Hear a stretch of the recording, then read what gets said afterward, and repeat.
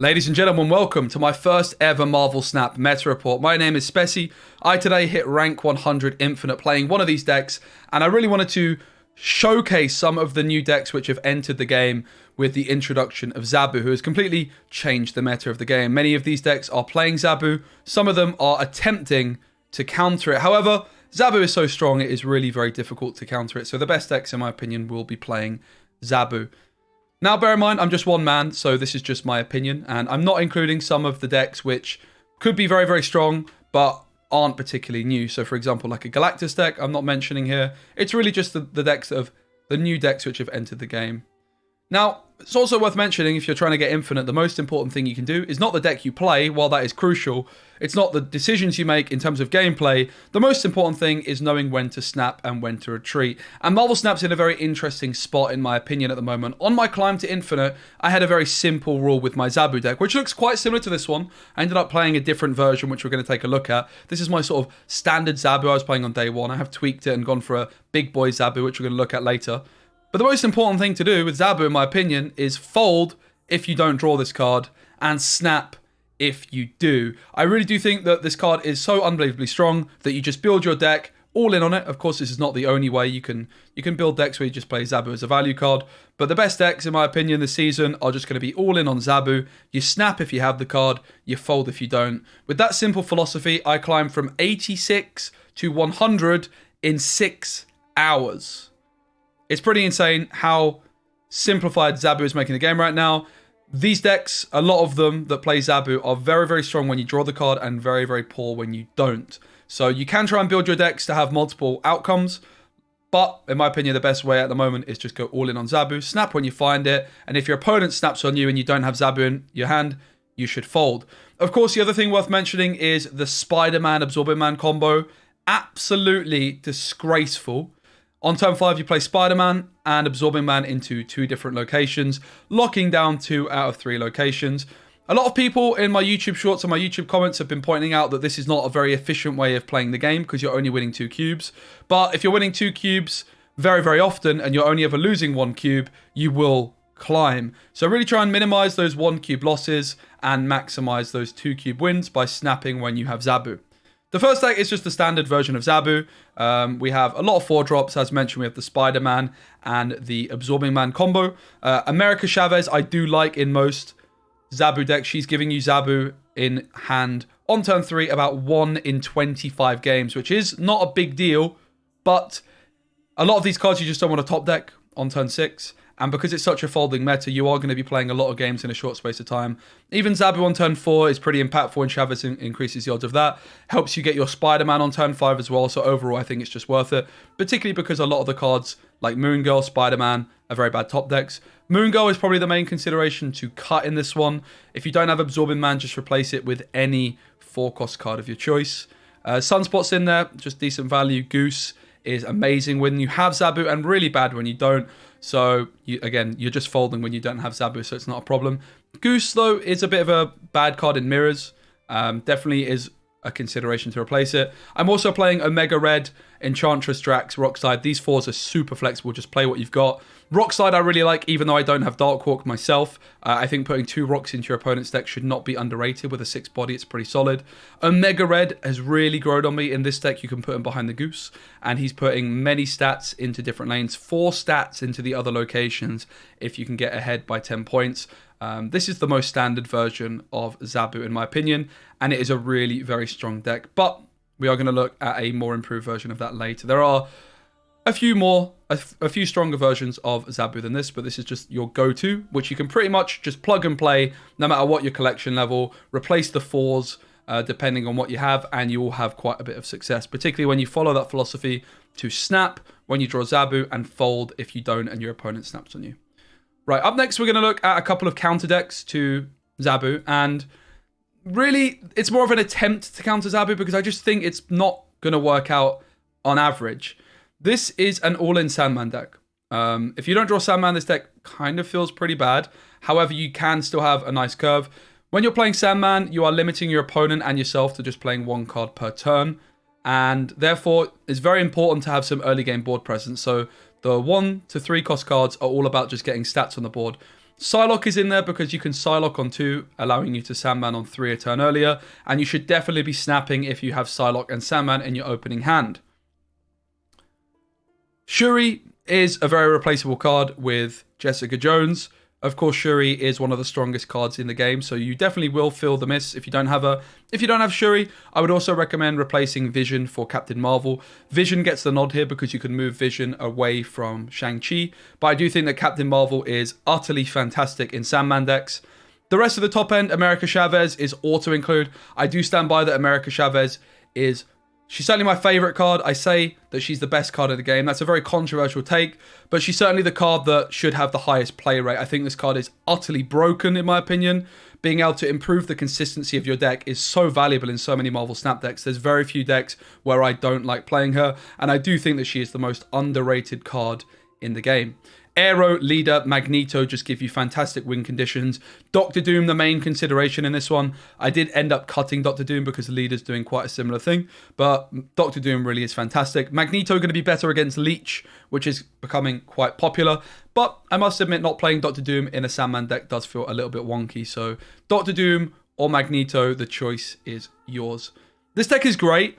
It does struggle into the Electro deck we're going to be looking at next. It is good into Zabu decks, but you can still lose, particularly if you miss Sandman, and you can beat a lot of other decks with this as well. The other Sandman deck I've played in previous months, played Arnim Zola, Black Panther, Shuri, all those kinds of things.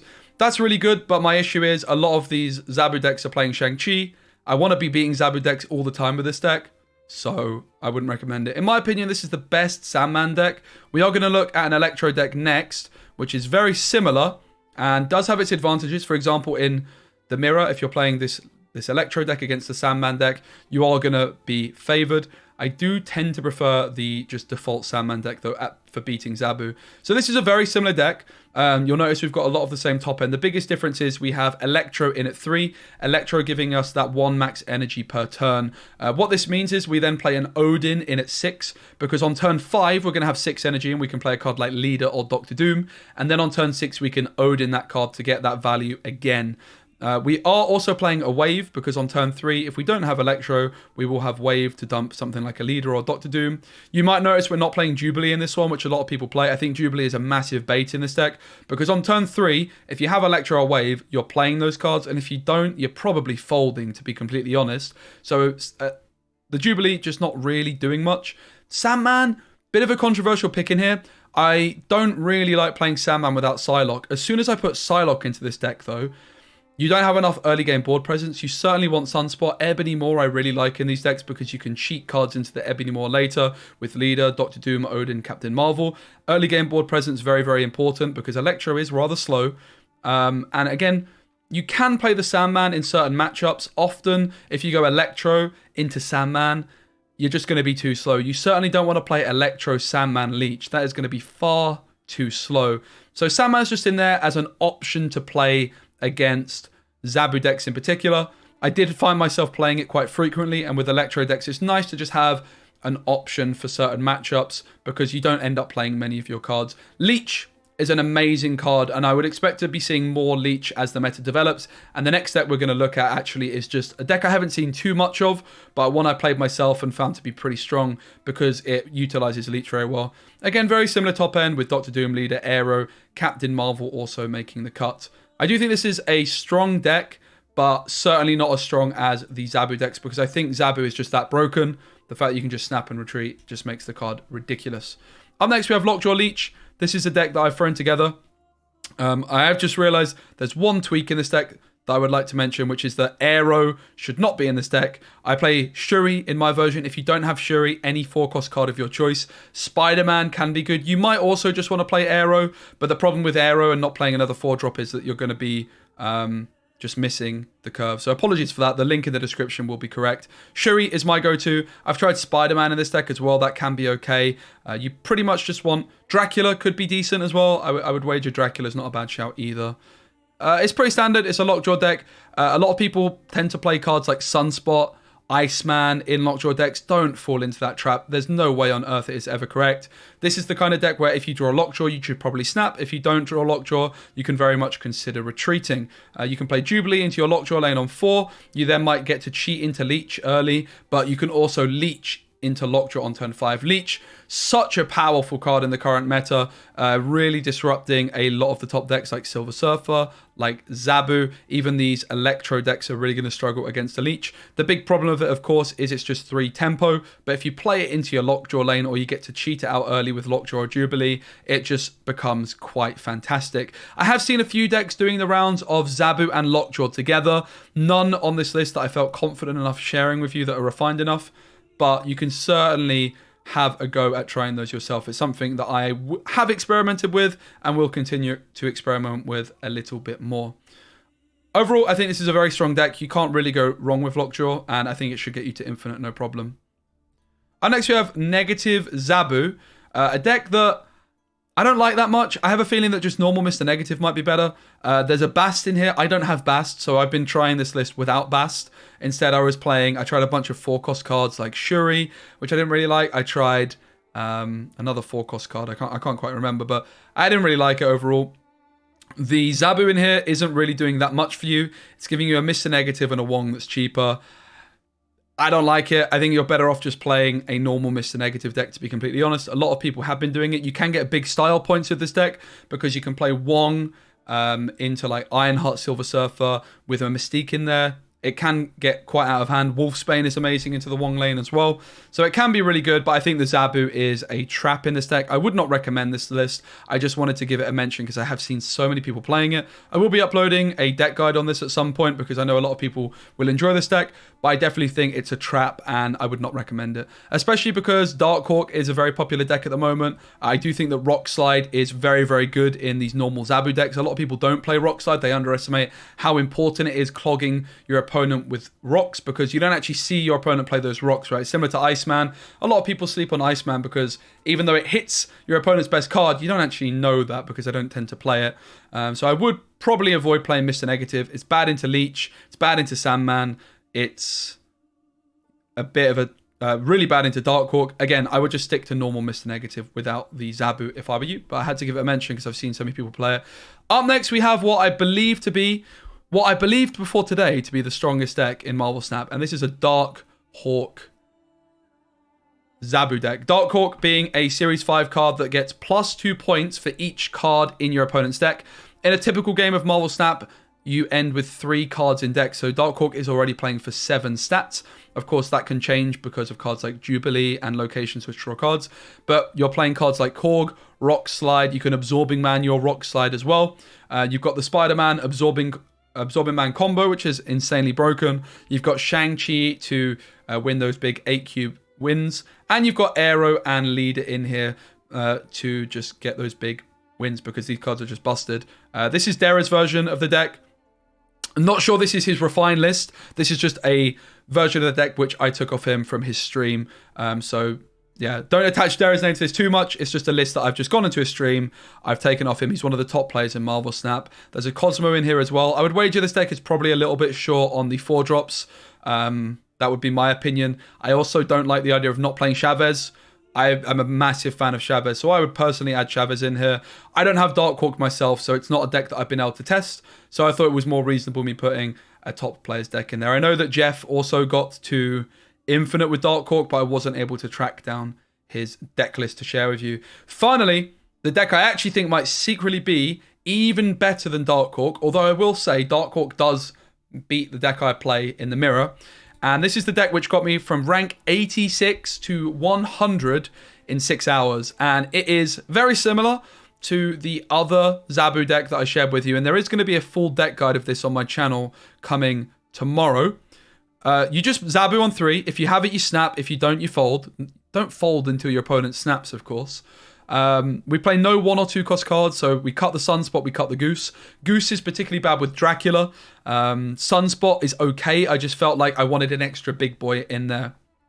So the idea of the deck is cheating out big stats with cards like Jubilee and Dracula. So Jubilee into Infinite, we all know when we were in Pool 2, that's a combo we tried to pull off. It's not very reliable. It does happen though, it can happen. Dracula as well has a very good opportunity to be eating your Infinite. America Chavez becomes even better when you're playing Jubilee and Dracula because your Jubilee can thin your Chavez. Your Dracula can eat your Chavez as well, and you're not going to be top decking a card with low base power. The big boys of choice are Infinite and Giganto. Magneto also in there because it is a fantastic option to be playing on turn 6, as well as being a great target for Dracula. This Magneto is the big difference maker in winning those 8 cube games. Dracula as well can really surprise people, particularly when combined with the Omega Red, which I have absolutely grown to love in this deck. You will notice I also have a Shuri in this deck. Shuri, certainly not as good as you might think in this deck. She is, of course, fantastic, but if you have access to Darkhawk, I think that would be a great option. If you don't have either of those, I think Crossbones would be great. Jessica Jones. I would probably avoid playing Rescue because this deck does actually play around Shang-Chi pretty well. You'll also notice the lack of Shang-Chi. The reason for the lack of Shang-Chi is often the turn 5 is going to be your Spider-Man play. You go Spider-Man into Absorbing Man, and then often on turn 6, you're just going to be playing a big card like Giganto or Magneto. And so I just didn't find Shang-Chi to be worth it, particularly because of the Dracula. You don't want to be forced to play that Shang-Chi out of your hand if it's not doing much. Often you want to empty your hand of the 4-cost cards going into turn 6, then only to have Chavez, Magneto, etc. Sometimes that's not going to be the case, and you might just have to try and not low roll it. There can be 1 in 4 situations where you might end up eating your own Absorbing Man or something with Dracula, and that can feel sad, but often it's not a problem. You can just gamble anyway. Absorbing Man in this deck is particularly good because you can do the classic combo of Spider-Man, Absorbing Man for those 2 cube wins, but Absorbing Man can also copy Jubilee. Now, worth pointing out, if you Jubilee into Absorbing Man, that actually won't trigger the Jubilee. So it would copy the last card you played. You can also do Shuri Absorbing Man, which sounds really good on paper, but it's really not that great in practice. What it really means is that your Absorbing Man plays for 6 points, and then the next card you play is going to be doubled. So pretty solid still. Shuri, very nice onto Omega Red, particularly because you can play Shuri into a lane that you might already be winning with Spider-Man, or you can just play her into a lane that you're already losing and that you don't care about. This deck is absolutely busted. I do think it's super refined. Rockslide, the main card, in at 4 that I would say I'm not completely sold on. You could certainly experiment with the Rockslide. I really do like the card though, but there's a lot of flexibility in the 4s, Shuri and Rockslide being the main 2 that you could consider replacing. If I had Darkhawk, I would probably give that a spin as well, in place of Omega Red perhaps, and keep the Shuri in there. I'm not so sure, but Omega Red I really do love. So this deck is amazing, highly recommended. Full deck guide coming soon. This is my Marvel Snap meta report of all the new decks in the game, or the main ones that I've been seeing on my way to infinite rank. Remember, I am just one person. So in my opinion, the best 2 decks in the game, this Big Boys Zabu deck, which I just built myself, the Darkhawk Zabu deck, although I'm not sure what the optimized list looks like. And then I would say the other Zabu decks, like the standard Zabu deck's pretty good. And then I would say after that, the decks trying to counter it, like Lockjaw Leech, etc. I do think some Silver Surfer stuff can still be very good this season as well. Definitely not writing any of those decks off that we've seen in previous metas, but based on the new decks, the best 2 decks are the Darkhawk deck, the Big Boy deck, and then I would say the counter Zabu decks are just not going to be very effective because of how broken Zabu is. The fact that you can just snap when you have it, fold when you don't. Jobs are good. And hope you guys enjoyed the video. Like it if you watched this far. If you did watch this far, Giga Rockslide is the key word because what a Chad this card is. I really do love it. Thanks so much for watching. See you on the next video. Bye.